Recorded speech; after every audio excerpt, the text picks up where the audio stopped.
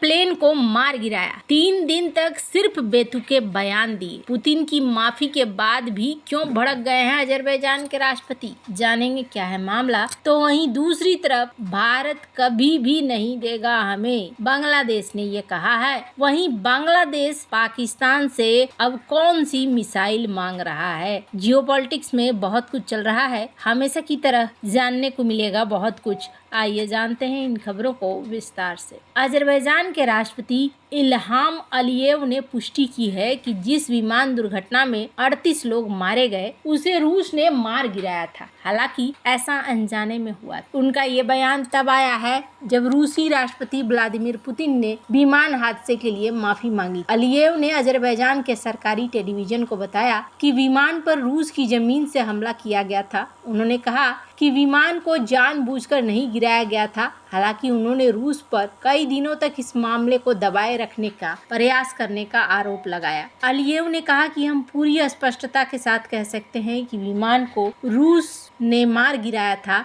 हम यह नहीं कर रहे हैं कि ये जानबूझकर किया गया था, लेकिन ऐसा किया गया था। उन्होंने कहा कि दुर्भाग्यवश पहले 3 दिन तक हमें रूस से केवल भ्रामक और बेतुके बयानों के अलावा कुछ नहीं सुनने को मिला। कजाकिस्तान में अक्ताऊ शहर के निकट अजरबैजान एयरलाइन का एक विमान बुधवार को दुर्घटनाग्रस्त हो गया था, जिससे उस पर सवार 67 में से 38 लोगों की मौत हो गई। अलीयेव ने कहा कि अजरबैजान ने दुर्घटना के संबंध में रूस से 3 मांगे की है। उन्होंने कहा कि सबसे पहले रूसी पक्ष को अजरबैजान से माफी मांगनी चाहिए, दूसरा उसे अपना अपराध स्वीकार करना चाहिए, तीसरा दोषियों को सजा देनी चाहिए। अजरबैजान सरकार घायल यात्रियों और चालक दल के सदस्यों को मुआवजा देना चाहिए। अलीयेव ने कहा कि पहली मांग पहले ही पूरी हो चुकी है जब रूस के राष्ट्रपति व्लादिमीर पुतिन ने शनिवार को उनसे माफी मांगी है। पुतिन ने दुर्घटना को दुखद घटना करार दिया है। अलीयेव ने कहा कि इस घटना की जांच की जा रही है और ब्लैक बॉक्स खुलने के बाद पूरे मामले का खुलासा हो पाएगा।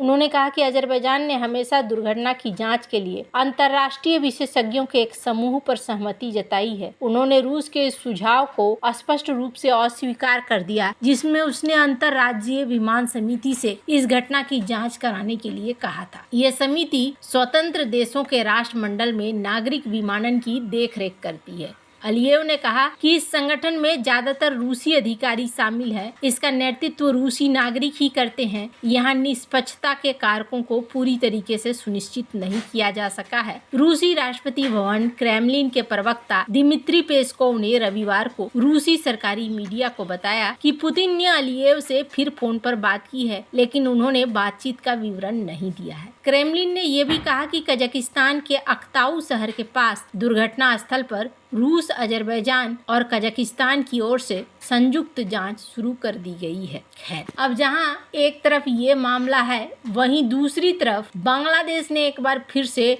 चौंका दिया है भारत के लिए ये एक बड़ा सुरक्षा का मुद्दा हो सकता है कि बांग्लादेश ने पाकिस्तान से अब्दाली शॉर्ट रेंज बैलिस्टिक मिसाइलों की आपूर्ति करने का अनुरोध किया है। पाकिस्तान में हत्व-2 के नाम से जाने जाने वाली इन मिसाइलों की रेंज 400 किलोमीटर से भी कम है। भारतीय रक्षा अनुसंधान विंग की एक रिपोर्ट में कहा गया कि ढाका इन मिसाइलों का इस्तेमाल भारत के खिलाफ निवारक के तौर पर करना चाहता है। रिपोर्ट में कहा गया कि इन मिसाइलों की कम रेंज के कारण भारत का पूरा उत्तर पूर्व उनके पहुंच में है। पाकिस्तान के अंतरिक्ष अनुसंधान आयोग द्वारा विकसित इस सामरिक मिसाइल प्रणाली का इस्तेमाल वर्तमान में पाकिस्तानी सेना द्वारा किया जा रहा है। IRDW के रिपोर्ट में बताया गया कि अगर ये अधिग्रहण होता है तो ये भारत और बांग्लादेश के बीच शक्ति के समीकरणों को बदल देगा, जिसका असर दक्षिण एशिया में समग्र सुरक्षा स्थिति पर पड़ेगा। हालांकि अब्दाली मिसाइलों की रेंज सीमित है, लेकिन बांग्लादेश द्वारा उनकी संभावित तैनाती इस क्षेत्र में भारत के सैन्य रुख के लिए निवारक और प्रतिक्रिया के तौर पर काम करेगी। पाकिस्तान के रक्षा मंत्रालय के अनुसार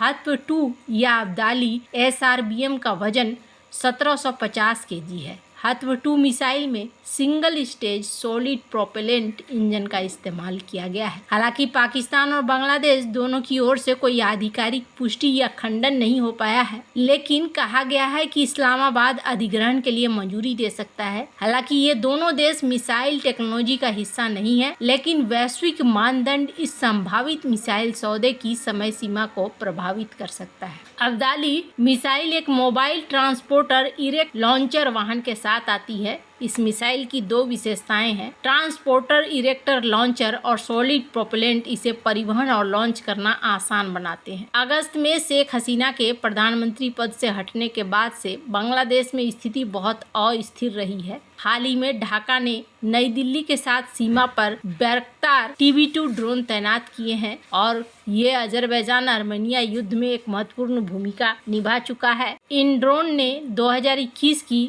नागोर्नो काराबाख संघर्ष में अजरबैजान को आर्मेनियाई सेना को हराने में मदद की थी। अब बांग्लादेश का अपना एक अलग हिस्सा है। बांग्लादेश का क्या कहना है? बांग्लादेश में शेख हसीना को अगस्त में एक भारी विरोध प्रदर्शन के बाद सत्ता से हटा दिया गया, जिसके बाद भागकर वो भारत आ गई। अब मोहम्मद यूनुस के नेतृत्व वाली अंतरिम सरकार ने दावा किया है कि उसे ये सूचना मिली है कि शेख हसीना को प्रत्यर्पित करने के अनुरोध को भारत ठुकरा सकता है। 23 दिसंबर को बांग्लादेश ने भारत को एक नोट वर्वेल भेजकर पूर्व PM शेख हसीना को प्रत्यर्पित करने की मांग की थी। ये मांग 2013 में दोनों देशों के बीच हस्ताक्षरित और 2016 में संशोधित प्रत्यर्पण संधि के तहत की गई। फर्स्ट पोस्ट की रिपोर्ट के मुताबिक बांग्लादेश की अंतरिम सरकार के सलाहकार महफूज आलम ने कहा है कि हमारा अवलोकन है कि उन्होंने राजनीतिक निर्णय लिया है, उन्हें वापस नहीं करेंगे। हमें ऐसा सुनने को मिल रहा है। ये प्रतिक्रिया रविवार को ढाका में नए बांग्लादेश की स्थापना, आंतरिक सुधार और विदेश नीति विषय पर संवाद के बाद मीडिया से बातचीत के दौरान कही गई। महफूज ने आगे कहा कि हालांकि देश के दृष्टिकोण से हमें यथार्थवादी रहना होगा, जल्दबाजी में कार्रवाई करना कोई विकल्प नहीं है। बांग्लादेश ने 24 दिसंबर को कहा था कि अगर नई दिल्ली से कोई जवाब नहीं मिलता है तो बांग्लादेश एक निश्चित अवधि के बाद इस मुद्दे पर लिखित रिमाइंडर भेजेगा। वहीं भारत ने बांग्लादेश की तरफ से 23 दिसंबर को भेजे गए नोट वर्वेल पर औपचारिक रूप से प्रतिक्रिया देने से परहेज किया है। बांग्लादेश के विदेश मंत्रालय के प्रवक्ता मोहम्मद रफीकुल आलम ने पिछले सप्ताह कहा कि चूंकि बांग्लादेश और भारत के बीच प्रत्यर्पण संधि में कोई समय सीमा का उल्लेख नहीं है, इस कारण यूनुस की सरकार भारत के जवाब का इंतजार करेगी। साल 2013 में दोनों पड़ोसियों के बीच में प्रत्यर्पण संधि पर हस्ताक्षर हुआ था। जुलाई 2016 में दोनों देशों ने संधि को संशोधित किया था ताकि भगोड़े अपराधियों के प्रत्यर्पण प्रक्रिया को तेज किया जा सके। अब बांग्लादेश ने इसी संधि का हवाला देते हुए हसीना के प्रत्यर्पण की मांग की है। बांग्लादेश की अंतरिम सरकार के मुताबिक हसीना के खिलाफ